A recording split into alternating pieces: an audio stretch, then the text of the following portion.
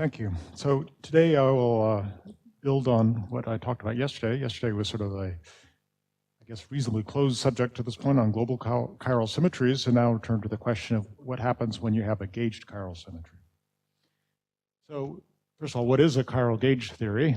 So in 3+1 dimensions, we can write all fermions as left-handed Weyl spinners, and they will transform as some representation R of the gauge group. And if this representation is complex, then we call it a chiral gauge theory. A key feature of a chiral gauge theory is that a fermion mass term is forbidden by the gauge symmetry. So that should sound familiar because, of course, the standard model is such a theory.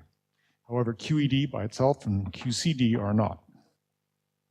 Now, these theories are constrained by anomalies. In general, if you compute this trace of 3 generators in 4 dimensions and take the left minus the right contributions, it has to equal 0, or else the gauge boson's coupled to non-conserved current, and the longitudinal mode, whose coupling scales like the momentum, will not decouple from the theory, and therefore the power counting is terrible, and as you know, the theory doesn't make sense in the continuum. So, and then in lower dimension, 1+1, the analog is a 2-point function, which is just the trace of 2 generators. So yesterday we talked about how to evade the Nielsen-Inamiya theorem in order to get chiral symmetry, you basically have to break chiral symmetry on the lattice. And this was done in the domain wall picture by having a big mass term in the bulk. The importance, therefore, of this is that it's required if you're going to ever get anomalous global symmetries in the continuum, because on a lattice with a finite number of degrees of freedom, the measure is very well defined, and you never get a Jacobian like you do in the Fujikawa discussion for the chiral anomaly with a unitary transformation. And so you need to break the chiral symmetry explicitly on the lattice. And then the nice thing about the overlap and domain wall picture was that all the symmetry breaking goes away except for the anomaly. Now, however, we've got a problem, because if we break the chiral symmetry which we're gauging, we're back in the problem that we don't have a good gauge. So this is both considered to be a very pressing problem and also an extremely uninteresting problem, depending on who you talk to. I would say it's a very pressing problem in the sense that the standard model is a chiral gauge theory, and we don't have any known non-perturbative regulator. In fact, as far as I can tell, the perturbative prescriptions for how to deal with gamma 5 are only known to work through 2 loops. There's never been an all-loop proof that you can, take gamma 5 to anti-commute up to 4 dimensions and then commute in the extra epsilon. I believe that that is not a rigorously well understood perturbation scheme. So it's sort of ironic that the one theory that we know works really well for the world is not only is it not mathematically rigorous, forget that, but it's not even rigorous by physics standards. It's really floating on air. And it is furthermore unknown whether or not any anomaly-free chiral gauge theory that we could write down, whether it's actually possible to realize. Now, a lot of quantum field theorists would say this is obviously true. Any anomaly-free chiral gauge theory makes sense. There should be a continuum theory corresponding to it.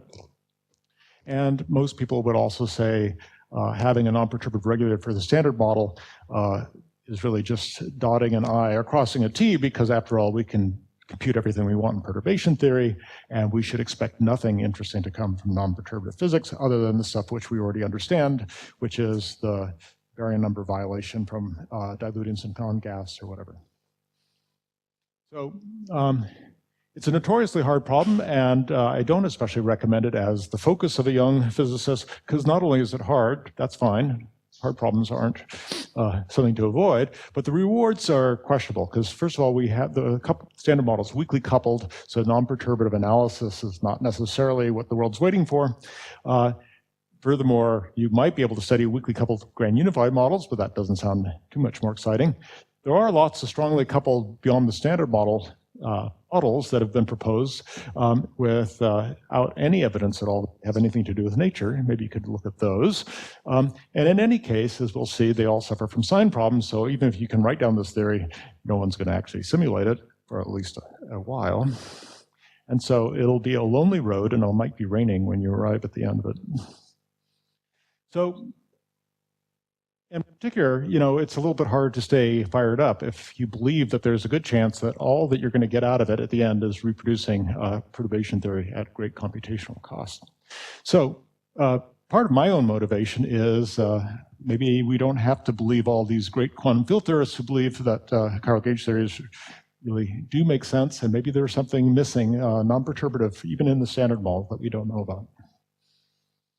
So the whole issue with a gauge theory with fermions from the point of view of a lattice field theorist is to figure out what the determinant is that you have to put in the weight for the gauge field configurations, or related, what the inverse is of the operator in order to get a propagator. So in a pretty real sense, a chiral gauge theory is the square root of a Dirac theory. If you have a determinant factor for chiral fermions in some representation R in Euclidean spacetime, you can show that if you had the determinant for the conjugate representation and you multiplied them together, you would get the equivalent Dirac determinant for the same representation. So a Dirac theory of representation R is equivalent to the product of two chiral gauge theories in conjugate representations. So in some sense, therefore, that means that this determinant is the square root. You're looking for the square root of the Dirac determinant. So you might ask, is there a natural way to take the square root? And an obvious one is if you were to draw the low-lying eigenvalues here, the Dirac operator, at some fiducial gauge field configuration I'll call A0, and then as you wander through field space, you find these eigenvalues start moving around. One way might be to say, okay, I'll take half of the eigenvalues and multiply them together. Maybe I'll take all the positive eigenvalues at the gauge field A0, and that makes sense because we know the eigenvalues are paired. So if I take the product, then at least up to a sign, I definitely have a square root of the determinant. Now, by continuity, you'd say, okay, as I change the gauge field, I want to keep on following those eigenvalues along, and then you get to this point where some special value of the gauge field, we have a level crossing. What do you do there? Well, maybe you just take maybe your prescription is take the positive eigenvalue, or maybe your prescription is to follow it adiabatically through zero. Problem is, both of these things will give you something pretty nasty. This obviously gives you something non-analytic in the gauge field. Usually you expect currents to be given by differentiating these things with respect to the gauge field, so it looks like it would blow up there. But even something like this, which is nice and smooth and mathematically probably makes sense, does not have a very good physical interpretation. So, for example, the reason is because it'll be a non-local object. It will not be the determinant of a local object. If I were to look at the operator d by dx squared on a circle,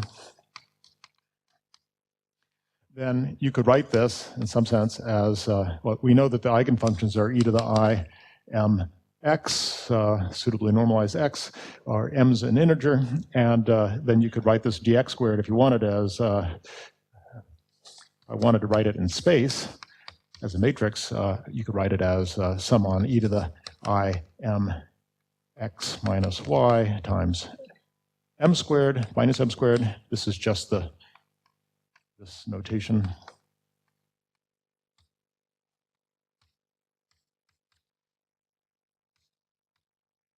And this, of course, can be rewritten as dx squared acting on the delta function x minus y. Not very exciting, but that just tells you that this is a very local operator, okay? If, however, I didn't sum from, instead of going from minus infinity to infinity, I got rid of this and just sum from m equals 0 to infinity, then this would look like dx squared on 1 over 1 minus e to the I x minus y, which does not look at all local. So when you throw out some of your eigenfunctions, you should expect to get a non-local operator, okay? And so, yes, this is a good square root of the Dirac determinant, but no, it does not come from a local theory of fermions. So we have the problem where we know we can compute the modulus of this determinant. We're curious about the phase. So one question is the phase interesting? So ignore what I wrote there for a moment. Consider SO10. And suppose you had one left-handed 16. So this is the square root of e slash for 16, or this is the Dirac theory times the phase. I have two left-handed 16s. Well, then I get the determinant of the Dirac operator without the square root times e to the 2I phi. If I told you that the phase is not important, then this would equal left-handed 16 plus 16 bar, which is, of course, a Dirac theory. However, this theory here can have a condensate which leaves the gauge group unbroken, but this theory can't. There's no way to get a bilinear condensate without breaking the gauge symmetry because 2 16s doesn't have a singlet. So our intuition is that these theories are incredibly different, but the only difference is in the phase of the determinant. These are both anomaly-free theories, okay? SO10 doesn't have any anomalies. So this phase is not just the anomaly. There's a lot of physics in there.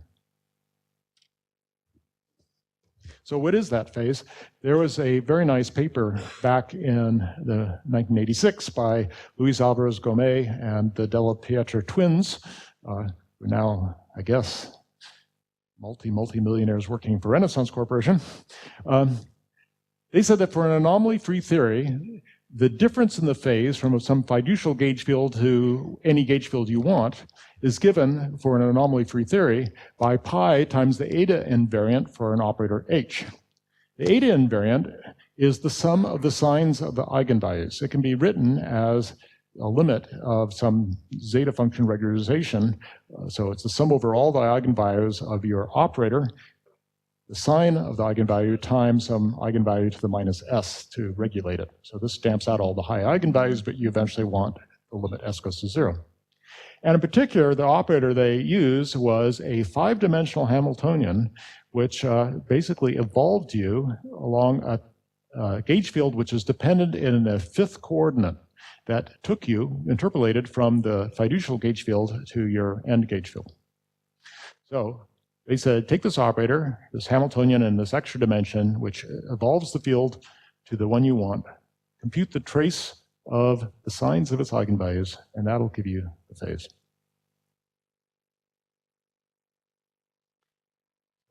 Here's the summary. So it's sort of obvious that this combination here is reminiscent of things that we saw yesterday for the overlap operator. We had a Hamiltonian in an extra dimension. We had the overlap operator, which depended on the sign of the eigenvalues of h, and we had a 5th dimension. They also considered what happens when you have an anomalous theory and you get an extra term, which looks like the Chern-Simons operator for this gauge field. Again, something that we have seen from the domain wall construction. So the problem when you put a gauge theory on the lattice is that you always start off with the Dirac fermions. And you want to get rid of half the modes. So, start off. It's a mental construction. You can always get anywhere to, if you want to discuss overlap fermions, you could always go back and start with domain wall fermions with Dirac fermions and then do a sequence of procedures that would take you to the overlap. I don't know of any type of fermion that doesn't take you back to some Dirac fermion construction. And then you get the right-handed mirror fermions. And so the question is, how does the lattice, how do you get rid of these mirror fermions? And how do you do it in a way that the lattice will allow you to do it when you have an anomaly-free theory and forbids it when you have an anomalous theory? So I can think of 3 possibilities. One is you decouple them by breaking the gauge symmetry and giving them a mass. Restore the gauge symmetry in the continuum limit. That's how you get rid of your mirror fermions. A second possibility is gap the system. Give masses to the mirrors, not with a mass term, but with some other operator that doesn't break the gauge symmetry. So your mirrors become heavy. Third possibility is hide the mirror fermions without taking them away from us. So you don't decouple them by making them heavy, but somehow find some other way to decouple them from the real world. So the first possibility is something that's been explored by Golterman and Shamir.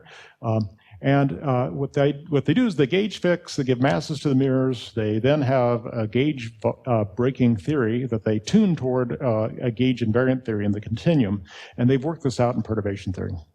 So this could work. I have no reason to think that it doesn't, but I have to tell you that my personal reaction to it is yuck. Okay. Gauge theory is so beautiful. It's such an amazing construction for reconciling gauge invariance with the type of degrees of freedom that the Poincare group you have to have. And to see it hacked to bits like this is really appalling. So I think this is really very nice work, but it's not the theory I'd like to see be true. So, the second possibility was gap the system and give mirrors without breaking gauge symmetry. In a way, this is, I think, the most appealing. But the problem is, okay, and this was first proposed by Eichten and Preskel. They had a very similar with a SU5 with a 10 bar and a 5 bar and a 10, a left-handed and right-handed version, and then they gave a 4 fermion interaction to the right-handed modes to decouple them through this 4 fermion interaction, hoping that it would bind them up into neutral baryons in some sense. More recently, the condensed matter crowd has really picked this up because they have examples of topological insulators where modes on one side can, at least in principle, be gapped without breaking symmetries. And this was basically what makes the talk that we heard from Simon the other day so interesting is, the question is, are there phases here which will do what you want? So this has always been problematic for me because what we've got here is really stating that you can put in some interactions and find a phase transition that'll give you a continuum theory. It seems very non-generic. It's very hard to believe that you're going to find a way to do this with every single possible sensible chiral gauge theory that a theorist can write down. So if this scenario is true, my guess is that quantum field theorists have the wrong intuition and that only a few chiral gauge theories make sense. You won't be able to convince them that the other ones don't make sense just because you haven't figured out a way to put them on a lattice, but it's hard to believe that this mechanism could be generic. So, I mean, one thing that might come out of this is that this mechanism only works for Majorana fermions with global symmetries, which are SO groups. SO groups have no anomalies in them. Therefore, any gauge group you embed them is anomaly-free. So maybe that's how it works. But in any case, in the past, attempts to do this have resulted in, as Simon mentioned, this three-phase picture where there aren't any second-order phase transitions that give you the right type of phase. So, will the dynamics cooperate? How does the theory fail when it's anomalous? I don't know. As Simon has mentioned, in the condensed matter community, they consider the problem solved and have moved on. Okay, so what I'm going to talk about is a third possibility, and it leads me down a rather strange path. Not necessarily one I actually believe in, but I think it's sort of interesting, and I think it might at least be a first iteration towards something that makes sense. So the idea then is to not get rid of the mirror fermions. They're all around us, but make it so that you can't see them. And it's motivated by this domain wall fermion overlap. So why would I go to domain wall fermions? Well, we want to explain why anomalous gauge theories fail to have a continuum limit, and we know domain wall fermions know a lot about anomalies because of the Chern-Simons operator that gets generated in the effective theory. The coefficient of the Chern-Simons operator is the 4D anomaly. So these theories that are anomaly-free are special because the Chern-Simons term has coefficient 0. So similarly, of course, the Chern-Simons term is what gives rise to these bulk currents, these Hall currents. So an anomaly-free theory is a special theory where there is no Hall current that carries the gauge symmetry.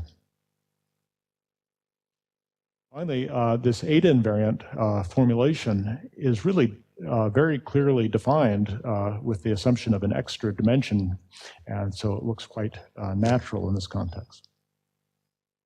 So remember, when a domain wall fermion has chiral zero modes and the anomalies are independently canceling on each surface because the representations you chose, then this bulk current that flows between them that cancels, at least for the gauge current. There will typically still be global symmetry charges that get transferred, but not the gauge ones. In other words, you'll get currents that cancel in the gauge charge, but carry some net global charge. So this is actually something that the condensed matter physicists have discovered in this Kane-Meillet model for this quantum spin Hall effect. There, that what they have is a charge +1 and a charge -1 chiral fermion at each wall. In other words, each theory on its own is a Dirac fermion, which does not have a charge anomaly. So you don't have any charged currents running through the bulk, but you do have the axial current going through the bulk, which is, for the non-relativistic theory, that's the spin current. So this is that example I showed in my first lecture here of this thing called standing. So the thing that's still confusing me a little bit is that there are two different ways of realizing this theory in 5 dimensions. I could either have two 5-dimensional fermions that have the same charge, 1, but opposite sign mass, which would give me 0 modes of opposite sign chirality at each surface. Or I could have two 5D fermions with opposite charges, but in the same sign mass, and that would give me, say, two left-handed fermions, one with charge +1, one with charge -1. So these two theories look the same in Minkowski space. They do not look the same in Euclidean space. Right-handed and left-handed fermions are not related to each other by charge conjugation in Euclidean spacetime. So I'm a little bit confused still about whether both of these work or whether one of them is somehow preferable to the other. So the obvious thing to do is you put on a gauge invariant representation at each defect, and then you try to cut away this extra dimension and just leave the defect you want. Well, that doesn't work, because as soon as you start putting in a discontinuity here of any sort, whether it's you actually end the space-time there or you put in some interaction that changes for the gauge fields or something like that, you've now broken the translational invariance around the circle, and now you find that you can get exponentially growing modes which stop at this disturbance you put in here, and you find that your right-handed mode, instead of being at this defect, is at the new one that you created.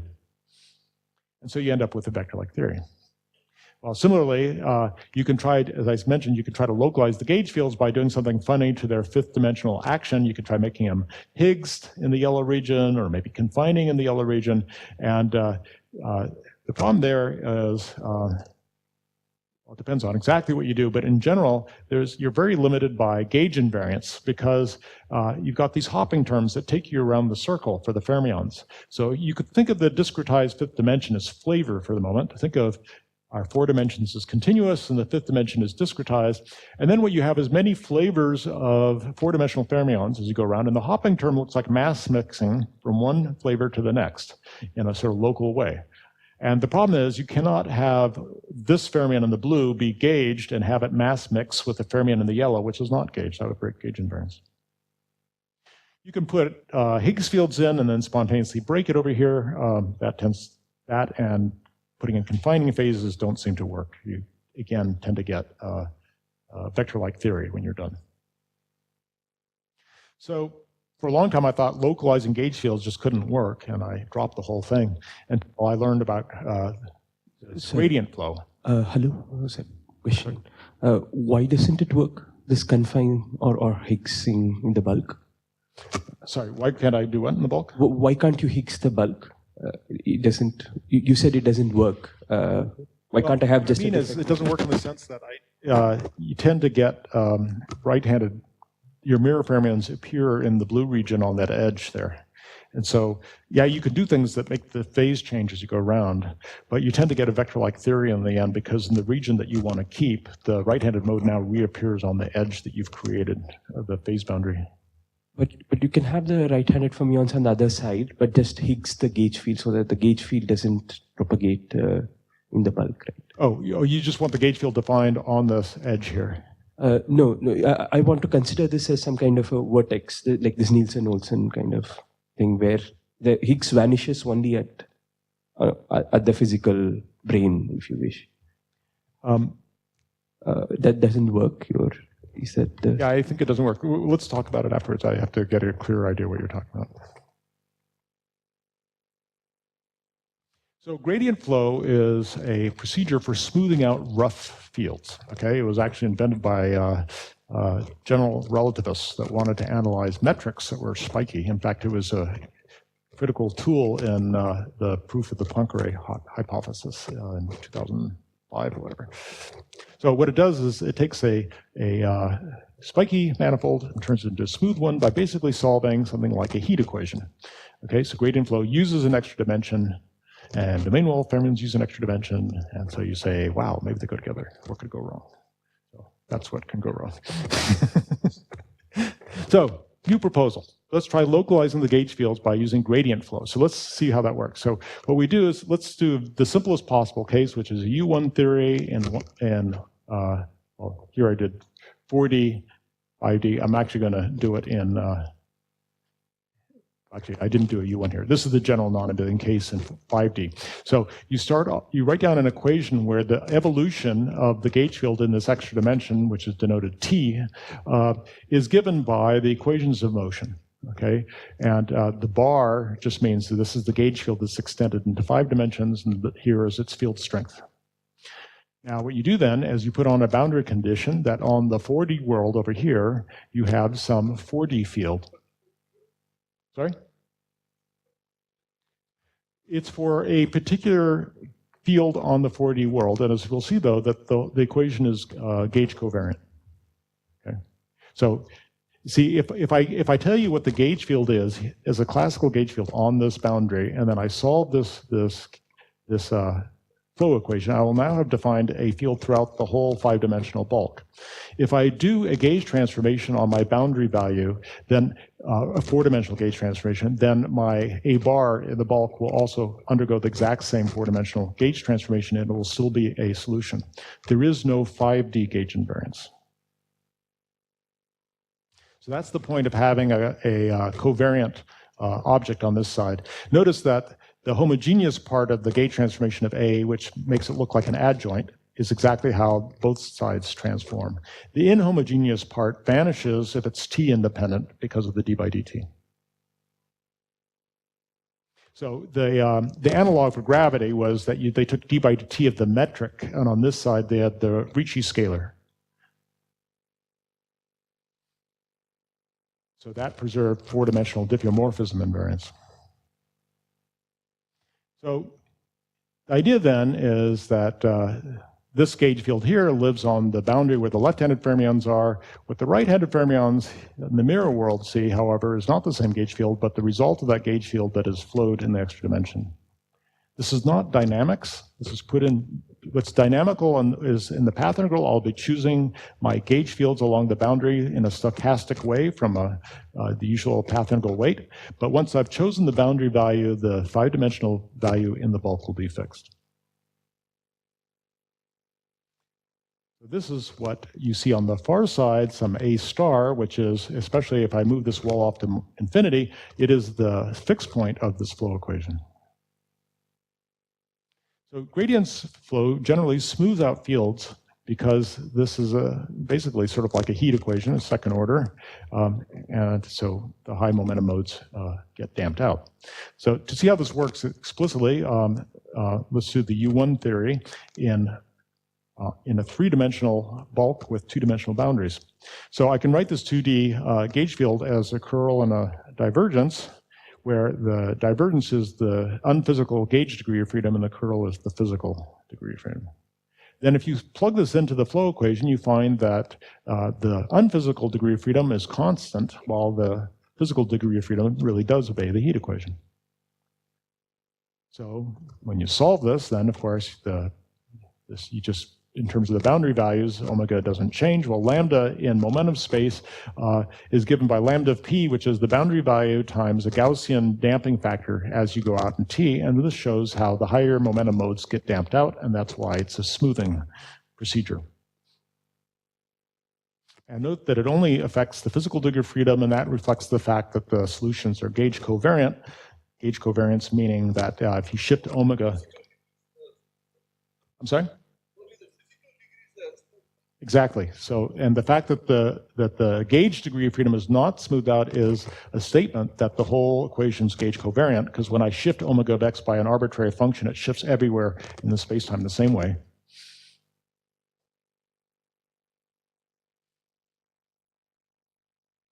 So this allows me to localize the physical degree of freedom near t equals 0, but not in a sort of a funny way, which is that the higher momentum modes are localized more closely and the low momentum modes farther away. At the right-hand wall has to be, so I should mention that this looks fine in Euclidean spacetime. It looks very pathological, however, if I go to Minkowski spacetime, where p squared doesn't have to be positive. So people, I discovered there's a whole community of people who like putting form factors on gravitons. And they know all about the problem of putting a Gaussian form factor, so they put in p to the fourth and things like that. But I'm just going to keep this, and I'm going to say that I'm going to cross my fingers and say that I'm going to define my theory in Euclidean spacetime with t goes to infinity before I try to continue back to Minkowski spacetime.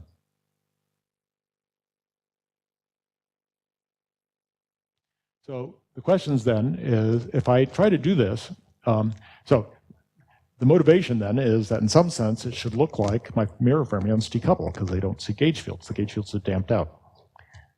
So for anomaly-free representations, then the question is, well, what's the difference between anomaly-free and anomalous ones? Well, for anomaly-free representations, when you integrate out the bulk modes, you find that, so what you want, first of all, for anomaly-free representations, you want to be able to show that you can have a continuous local four-dimensional theory as the output. For anomalous ones, you want to show that it fails. And you want to understand how it might actually come about that these mirror fermions truly decouple if you have the anomaly-free case. And then finally, the question is, does this continuation to Minkowski spacetime really make sense in this infinite t limit? So as far as I understand, the answers to this is maybe. I think we can get a local continuous four-dimensional theory from the anomaly-free representations. Yes, there's something very different about the anomalous representations that give you an obstacle for defining a four-dimensional local theory. Do we actually get the mirrors to decouple entirely? The answer is no, and it's pretty interesting how they don't decouple, and I will talk about that. And finally, for Minkowski spacetime continuation, as I said, I'm crossing my fingers there. I don't really know. So first of all, the question, what happens when you have an anomalous representation? Well then, as we know, there are bulk currents that can flow back and forth. And so when I integrate out the bulk fermions, I'll get a Chern-Simons operator that'll depend on the gauge field. And this gauge field depends on this extra dimension, which means that there's a non-local dependence on the boundary value, because after all, this flowed gauge field in the bulk knows about the gauge field along the whole boundary, because I've damped out different momentum modes in different amounts. So you do not get a 4D theory, and I'll show you that in a moment. And the nice thing is that the algebraic condition that the coefficient of this nasty operator vanishes is exactly the same condition that the boundary theory be anomaly-free. So just to show you what happens, if you take a 3 to 2D U1 gauge theory and you do with just one flavor, so you have a left-handed fermion on one side and a charge 1 and a right-handed fermion on the other, and we know that a single left-handed fermion with charge 1 is anomalous, so this theory does not give you an anomaly-free representation on the edge. If you integrate out the bulk term, you get this following Chern-Simons operator. It's the usual one that Cal and Harvey wrote down. This 1 minus epsilon coefficient tells you the currents come from one side and not the other.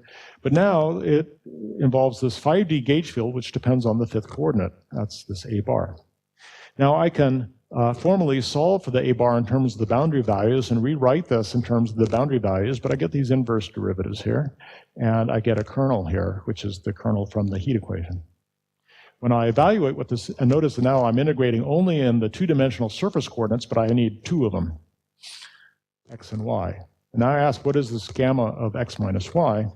It's this function here. It's a delta function minus this Yukawa type term, where the mass scale in the Yukawa is the square root of the bulk fermion mass divided by the extent in the extra dimension. So if I go to infinite extra dimension, mu goes to 0, and this term goes away, and I'm left with the delta function. But that's still not local because of these one-over boxes that appear here. So it's a very strange theory. If I, however, turn off the flow, actually, you can't see from this expression, but it takes mu to infinity, then this turns into a delta function, and then the delta functions cancel, and you get 0 here. So if I turn off the flow, then it looks like how people normally do lattice QCD with domain wall fermions with a constant gauge field, and everything's fine. I'm sorry? Definition of mu? This mu, Yeah, is it just square root of lambda into L3? Oh. it has a dimension of mass, so it's the mass scale of the bulk fermion divided by the length. Okay. So it has the right dimensions, and it comes about because of the Gaussian nature of the damping. So it's a diffusion. Yeah.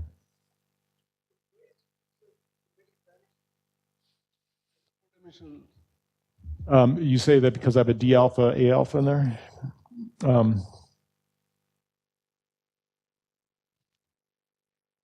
It does sort of.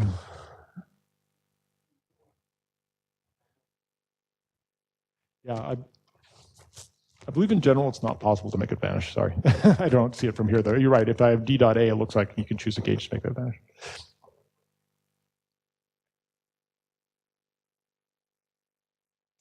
I have to think about that. That seems unlikely because I don't think this is a gauge-dependent operator. Okay, if the anomalies cancel, however, you find that the, so we've answered the first question,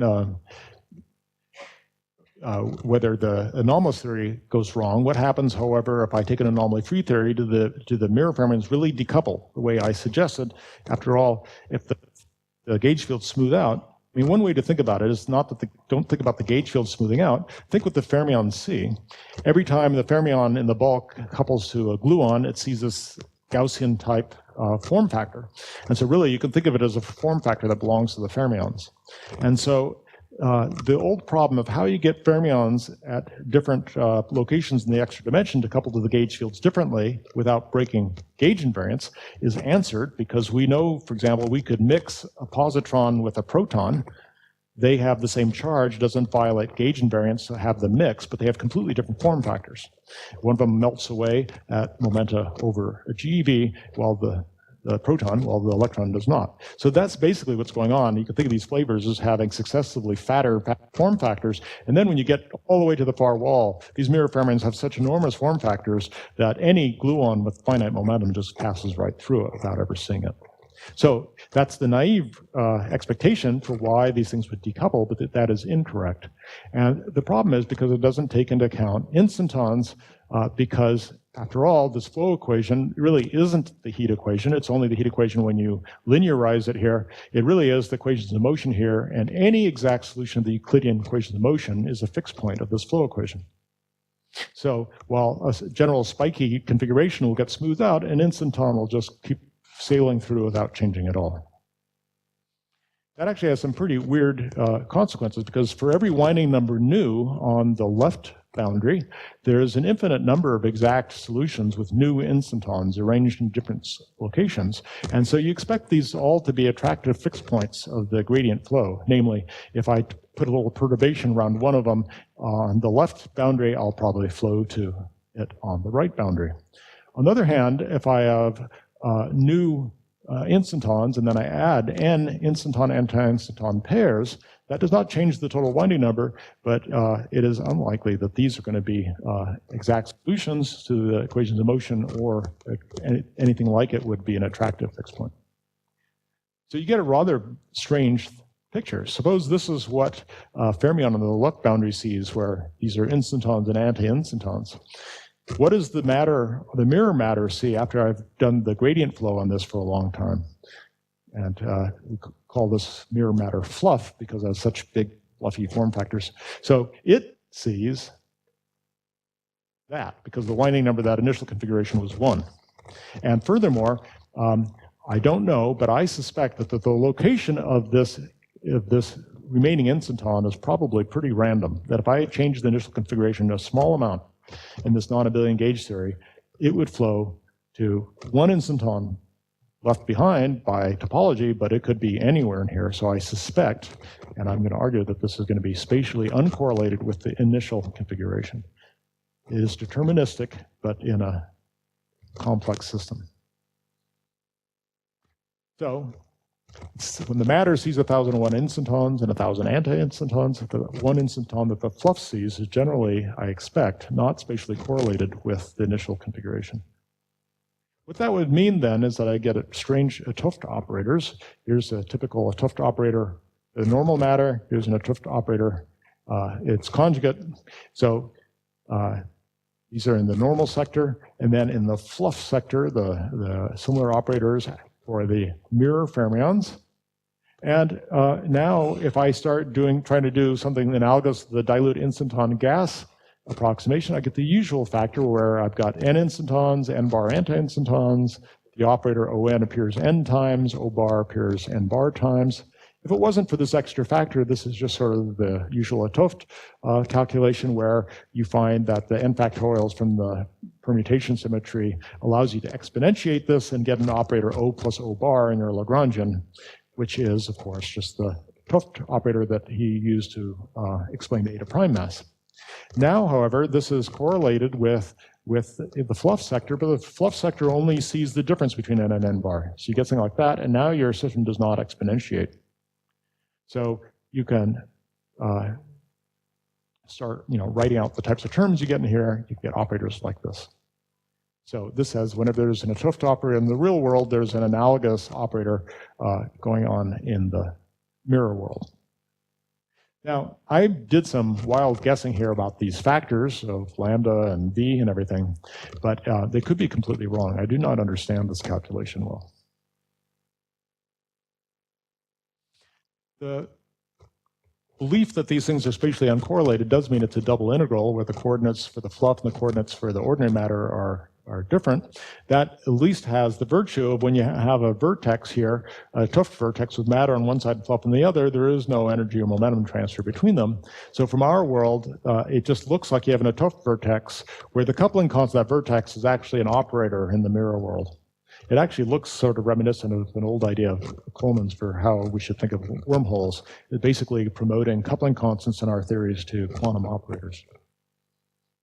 So does this make sense? Does it have the correct volume scaling? Can it be simulated for vector light gauge theory? The idea being here, let's first test this idea out by looking at a theory that shouldn't have a sign problem in the continuum, namely the Dirac theory on each side, the spin Hall effect theory. Even in that theory, the question can be addressed, do the fermions on one wall actually decouple from the fluff on the other? Now,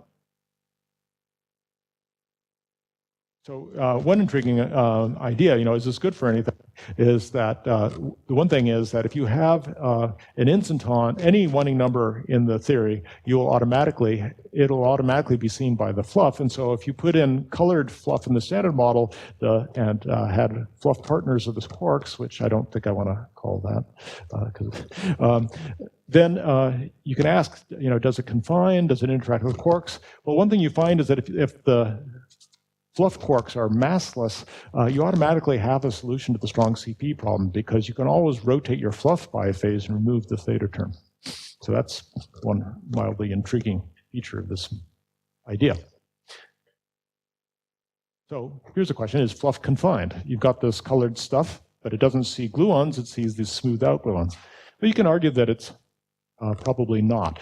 And so here's a little toy model for understanding confinement for ordinary quarks. We know that it can be thought of as magnetic disorder. So we want to look at the expectation value of the Wilson loop operator, which can be written as e to the I times the magnetic flux through the loop. And I can write that as a Fourier transform in momentum space. So here's the magnetic field in momentum space. And here is G of P is the Fourier transform of a function which is 1 inside on the surface of the loop and 0 outside. So just that, where this integral is only over the surface of the loop, which I'm thinking of as flat. So this is a way of writing the Wilson loop, and then I can subject it to a Gaussian random magnetic field by doing a path integral with a Gaussian weight over magnetic field strengths, and then it's still just a nice, here's my Wilson loop, it's a nice Gaussian integral. I end up getting that as my answer. I then do the inverse Fourier transform, lo and behold, you get the usual area law. So this is a very simple toy model where magnetic disorder gives rise to confinement. And now, since I have a good theory for what the magnetic field is as seen by Fluff, I can redo that argument where I replace magnetic field by this thing which is Gaussian damped, assuming some finite extra dimension. And then what you find when you go through the same exercise is that you do get confinement, but only at separations which are long compared to this length scale. The separation between the walls divided by the mass scale, square root. And so if I take this separation between walls to be infinitely large, the form factor gets infinitely soft and you don't have confinement. It's difficult to think of how to analyze this theory. However, in the domain wall language, it'd be much nicer if we had the analog of an overlap operator where I can take this extra wall to infinity formally, make those Gaussian form factors go to 0 and study the behavior of this theory. So, is there a chiral overlap operator? So, here is the usual domain wall fermions for QCD with a X5 independent gauge field. Here's what you have with gradient flow. You start with one value, you flow to another value. It's done gradually through that differential equation. We're going to make a radical simplification in order to address this question, which is, let's just assume that it makes a jump from one gauge field to another. You could actually do this by changing how the time in the gradient flow equation scales with the lattice spacing. You could make it so that almost all of the gradient flow time occurs at one lattice spacing. But anyway, I'm not doing it because I like it. I'm doing it because this is the only way I know how to address this problem. So now the question is, can we take this rather simple theory and come up with a rederivation following Neuberger of the overlap operator? And the answer is, it's quite simple. If the overlap operator is this formula here that I described yesterday, where it's given in terms of the transfer matrix as you go across the fifth dimension, in the limit that L goes to infinity, which gave you the sine function, well, then for here, you have the exact same thing, except for now, there's first, you have the transfer operator T, which is a function of the gauge field A, and then you transition to, that's for L over 2 sites, then you transition to the new gauge field A star for another L over 2 sites. So you get this operator in a limit that L goes to infinity, and you can show that it is also 1 plus gamma 5 times something that squares to 1. In fact, this epsilon, this big epsilon, can be written in terms of the sine functions of the two Hamiltonians, these two regions, epsilon and epsilon star, in this form here. And interestingly enough, you can show that this obeys the Ginzburg-Wilson equation and has some other features. First of all, I can take the continuum limit of it, and what I get is a Dirac operator where the left-handed fermions couple to A and the right fermions couple to A star. It's the naive picture that I wrote down in the first place. So that's cool. Good. And it obeys the Ginzburg-Wilson equation, which correctly accounts for anomalies of global chiral symmetries. The bad feature, though, is that when I try to compute the index theorem from this theory, though, in order to make sure that I get the right anomaly behavior, I find that there's some ambiguities. And there's ambiguities both from the fact that A seems to transition sharply, but there's also ambiguities because when I talk about the flow of the gauge field on the lattice, since I do not have exact instantons, it depends on what my action is, whether or not instantons get preserved by the flow. So for example, I think Antonio here is one of the world's experts on this, that if you take the Wilson action and you use it to do gradient flow, you'll lose all of your instantons. There is no preserved topology, they shrink away. If you use improved actions, I think the belief is that you can preserve the winding number. So there's some ambiguities in how you affect the gradient flow here and what you should expect from the index theorem. That's a little bit disturbing because you would not like to get a different answer out, probably depending on how you improved your action. In particular, the ambiguities arise because when you try to when you compute the index, remember I told you yesterday, the index theorem for the overlap operator told you that the winding number was given by the trace of the sine function, which gives you a nice integer. Now what you find is, or rather what you would like to get for the chiral theory is that you get the sum of the index is given by the sum of the instantons on the left and on the right, because both fermions on both sides give you a contribution. The left-handed nu and the right-handed nu star. However, when you take this operator here and you try to compute this, you find that if the flow preserves winding number, you get this result that you expect. But if the flow violates winding number, then you have a problem, because in this case, this matrix 1 plus epsilon epsilon star is not invertible. It's got a 0. And in fact, you cannot solve for the index without going back to finite L and knowing exactly what the limiting procedure was there. So that's sort of disturbing, and just a big question mark what's going on here. So I'd say that when the winding number is preserved through the flow equation, then it looks reasonable. When you choose an action where it doesn't preserve flow, then it does not look good. And furthermore, there's a problem that will arise when you actually do this sudden jump from A to A star.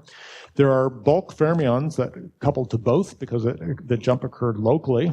And so there's an object you can write down, which is A minus A star, for which the inhomogeneous part of the gauge transformation cancels, and you're just left with something that transforms like an adjunct or the gauge group, or invariant if it's a U1.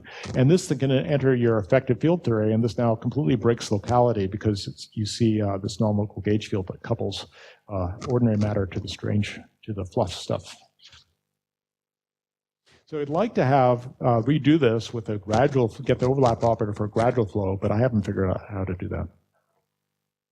And so I'm not willing to tell lattice gauge theorists that they should be simulating the 5D theory and for a large extent for the Dirac theory to look for these exotic effects when in fact there are too many unknowns and this is a difficult calculation.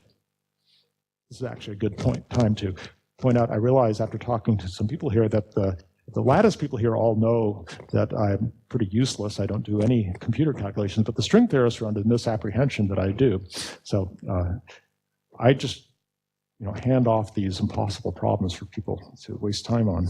It's sort of like the theorist who woke up in the middle of the night with a great idea, got excited, wrote it down, spent a week working it out, didn't eat very much, didn't sleep, publishes the result. Everybody gets excited. There are workshops, and then there are conferences, and then international conferences, and then there are international working groups lobbying their governments. Finally, $1 billion is put up. They create an accelerator. Years it's built, more years experiment, more years of analysis. Finally, the spokesperson calls up the theorist after all these years have gone by and says, we've done the experiment, we've looked through the data, there are no mistakes. We find that conclusively that your theory is wrong.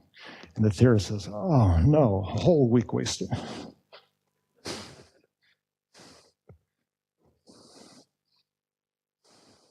So let me summarize. So global chiral symmetry and lattice theories is well understood. Lots of different suitable approaches available for different applications and budgets. Chiral gauge theory, there are various approaches. There's no canonical solution. In fact, it's not clear that there is any solution at all. What I propose to you here is a very new, weird option available with unusual non-perturbative physics. The fact that there is new non-perturbative physics, I think, is sort of fun, because it would be great to tell everybody, all the field theorists who thought that the standard model was essentially understood, that there was something completely new hiding there. On the other hand, does it make sense? I don't know. So here's a to-do list. Need an explicit construction of correct and usable chiral overlap operator, which I have not succeeded in doing. And it would be interesting to simulate this first in a vector gauge theory to see if there are bad non-local physics effects coming up. And if it all goes well, then you can start asking, what is the phenomenology of fluff? Now, this is the type of theory I actually aimed for when I started this project, this sort of beautiful, precise thing, and what ended up is something like that. Rococo, exotic, not exactly what I had intended. So, future goal. I would like to go back from square one now that I understand this theory better and ask, is there a way to exploit more closely the resemblance between the Alvarez-Gomez paper and the lattice realization of overlap operators, the connection with the eta invariant, and so on. So, thank you.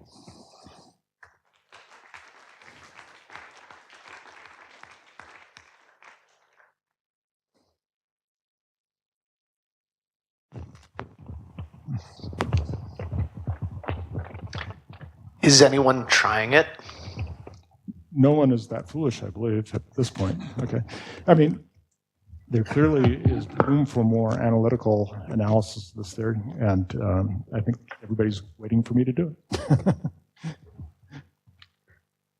So a few years ago, we had a workshop in Aspen where we got these condensed matter theories that you mentioned, and some of us were there, Rich, Simon, and all that, about this 4 fermion model that we were thinking about. And I don't understand all the arguments that they give, but let me sort of try to tell you what I think I understood, and you can tell me why this has no hope to work, or there's something. I certainly won't say it has no hope to work. So if you start just with your domain wall fermions, where you have separated out the left and the right on 2 different walls, just in the free theory.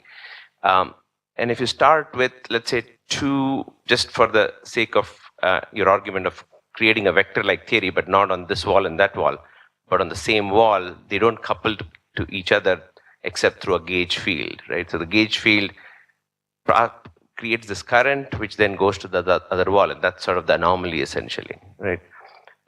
The question then is that these people suggest that now you could couple the 2 through 4 fermion operators, like 2ft couplings, like the way you're trying to suggest, and sort of create the density of 2ft couplings, which is this external 4 fermion operator, which goes from sort of 0, and then you crank it up far away, so that at that last wall you have sort of sufficiently high coupling so that it sort of creates the mass for that wall. So essentially, there is some coupling between these 2 modes through these 2ft couplings as you go farther and farther away. And now, because of this density of all these operators, this whole anomaly becomes a bit buried in this, because these are sources that create these anomalous currents, right? So that's the way they think the solution comes about, because of the strong interactions. So what happens if there's an anomalous representation? How does it not work?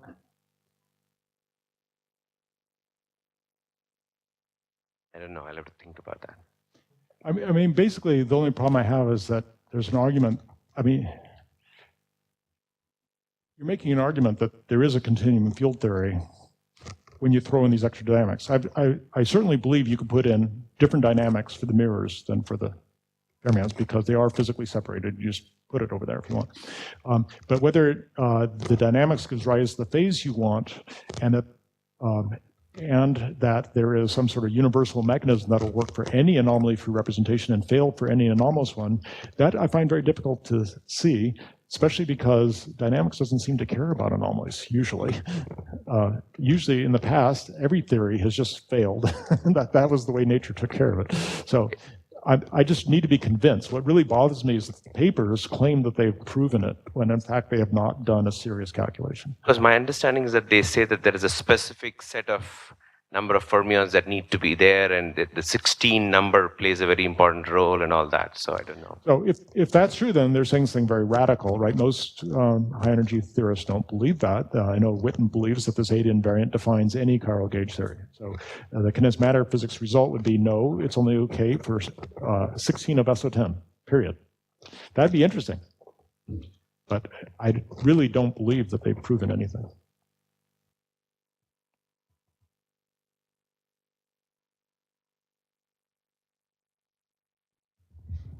So I have a more mundane question.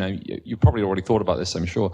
I mean, you can modify your flow equations in some way to sort of, if you're worried about these instantons, can you just add higher powers of F or something like that to try to damp out the instantons? When I talk about using either the Wilson action or the improved action, that's what I'm doing, basically. However, if I now go back and ask, is this what Alvarez Gomez did? The answer is no. He did a direct extrapolation that wasn't gauge covariant from a fiducial gauge field to a final gauge field. And so I'm thinking that this is too fussy, that this isn't the right way to do it. I picked it up because this is what I saw lying around, but now that I've gone through it and I understand a bit more what the physics is, I'm starting to think that it was, that the gradient flow was maybe a misdirection. I mean, why not just have the gauge field be 0 on one wall and whatever you want on the other, and just extrapolate between there? What problems does that give rise to? I don't know.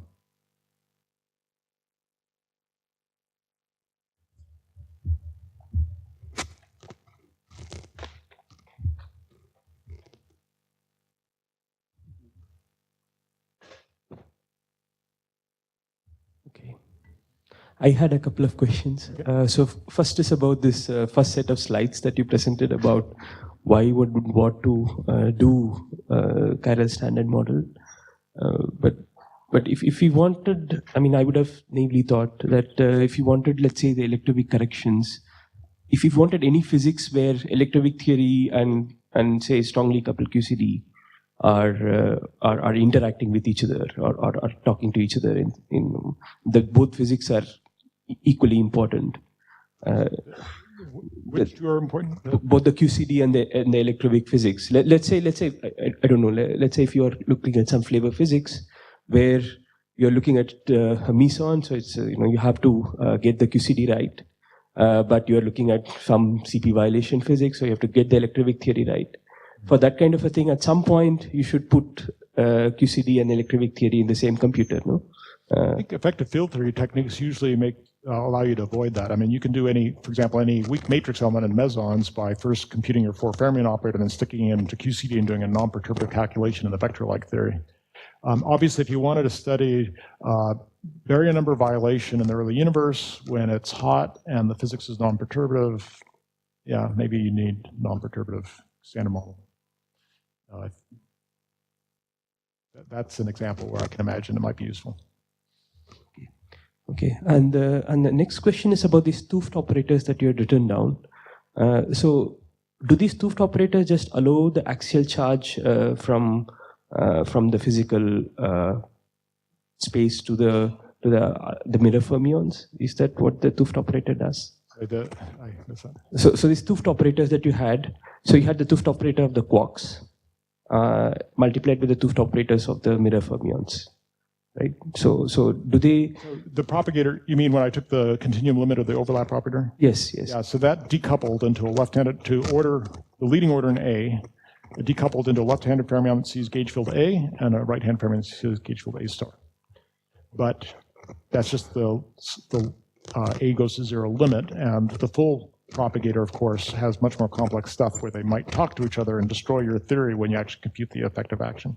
No, so I was asking not about the overlap operator, but the discussion about these instantons propagating between the two sides before the discussion before. The overlap operator just takes whatever gauge field you give it, okay? And that was the result as you took the A goes to 0 limit. The question of what A star is given A, that's a question of how you deal with the gradient flow. So does the gradient flow just allow the axial charge to just tunnel through to the mirror fermions? This is what I wanted to understand.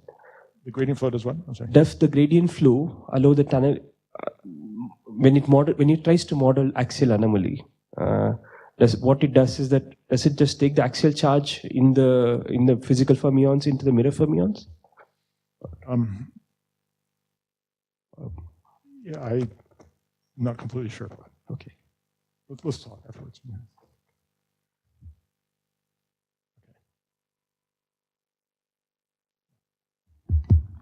Any other questions, comments? Okay, if there are no further questions, let's thank David again.